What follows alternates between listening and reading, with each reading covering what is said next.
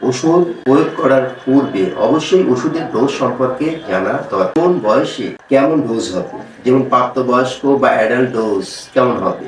12 বছরের উপরে হলে অ্যাডাল্ট ডোজ হবে, 12 বছরের নিচে হলে চাইল্ড বা পেডিয়াট্রিক ডোজ হবে। তেমনি মিনিমাম ডোজ আছে, ম্যাক্সিমাম ডোজ আছে। মিনিমাম ডোজ হচ্ছে এমন একটা ডোজ যে ডোজে ওষুধ প্রয়োগ করার পর দেখা যাচ্ছে তার জৈবিক ক্রিয়া প্রকাশ পায়। এবার আসি ম্যাক্সিমাম ডোজ। ম্যাক্সিমাম ডোজ হচ্ছে এমন একটা ডোজ যে ডোজে ম্যাক্সিমাম মাত্রায় ওষুধ প্রয়োগ করার পরেও কোনো ধরনের বিষক্রিয়ার লক্ষণ বা চিহ্ন প্রকাশ পায় না। এবার আসি ইফেক্টিভ বা থেরাপিউটিক ডোজ। ইফেক্টিভ বা থেরাপিউটিক ডোজ হচ্ছে এমন একটা ডোজ যে ডোজে ওষুধ প্রয়োগ করার পর রোগী আরোগ্য লাভ করে, সেটাই হচ্ছে ইফেক্টিভ বা therapeutic dose. Test dose. Test ডোজটা কি?